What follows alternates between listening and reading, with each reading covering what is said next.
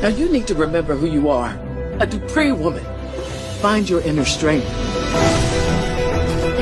Once we launch my purse line, we'll be on our way to giving the Kardashians a run for their money. I'm gonna shake things up. A cycle of anger isn't healthy. I'll be healthy again. As soon as I make a couple of cheaters pay for blowing up my life. There were a number of times when you or a member of your family needed a favor. This is a situation where you owe me one. Have a nice rest of your day. It sounds like someone deliberately tried to hurt you. Sounds like attempted murder. Can't imagine how terrified you must have been. I found out who did this. I love you, Derek. For one night, let me remind you who you still are.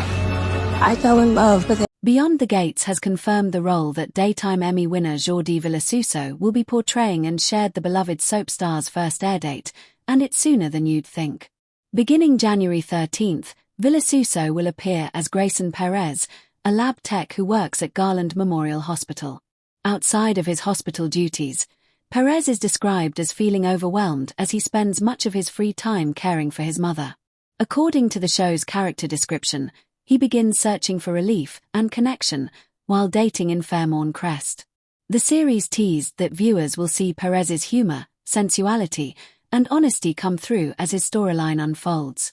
In a previously released first-look clip from CBS for Beyond the Gates' second season, Ashley, Jen Jacob, is seen sitting at Uptown's bar with Grayson, Villasuso, who appears to lean in for a kiss. Villasuso began his daytime career in 2000 on the former Procter & Gamble soap opera Guiding Light, where he originated the role of fan favorite Tony Santos. He later portrayed Griffin Castillo on ABC's All My Children, Dario Hernandez on NBC's Days of Our Lives, and most recently Ray Rosales on CBS's The Young and the Restless.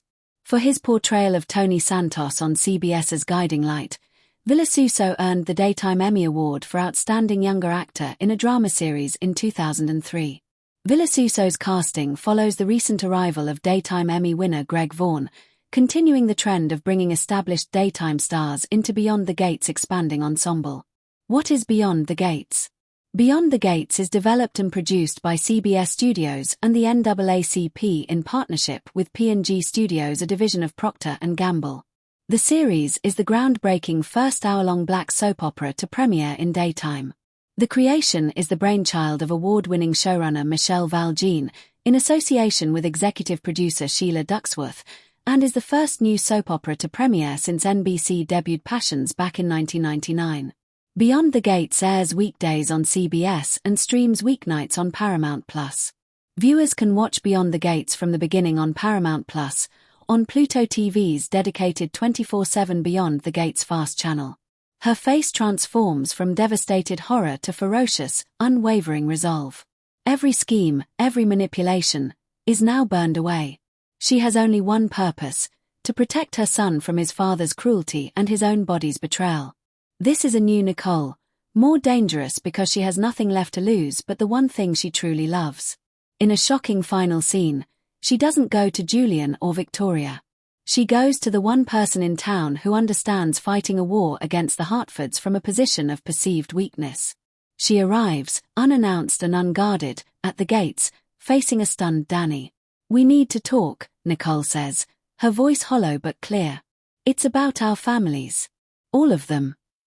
Danny, victory bittersweet with poison. Danny's triumph is monumental.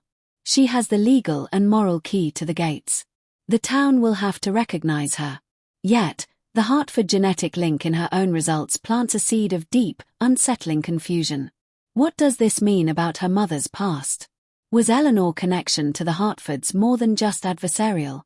This revelation taints her victory with a shadow of doubt, giving Evelyn the perfect opening to whisper warnings about the rotten foundations of all Port Haven's founding families. Danny's war is no longer just about reclaiming a house, it's about uncovering a generations-old secret that ties her blood to her greatest enemies. When Nicole appears at her door, it's not just an opportunity for an alliance, it's a horrifying confirmation that their fates are inextricably, genetically, linked. Julian, the mask shatters. With the threat of a flawed heir confirmed, Julian's descent into his father's monstrous shadow is complete. He sees Alexander not as a son, but as a liability. His scenes with Victoria reveal a chilling new plan: to use the diagnosis to legally sideline Nicole and Alexander, seeking to control the boys' treatment and public narrative entirely, while possibly exploring other avenues for securing the Hartford future.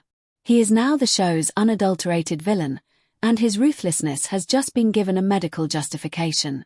The ripple effect: Liam's joy for Daphnee is tempered by concern over this new Hartford connection. Marcus, lurking on the edges, gets a hint of the paternity result and sees a new angle to exploit. Victoria, while appalled by Julian's coldness, is ultimately a Hartford first. Her allegiance begins to calcify around preserving the dynasty, no matter the cost to a sick child or his mother. The new chessboard Julian, the mask shatters.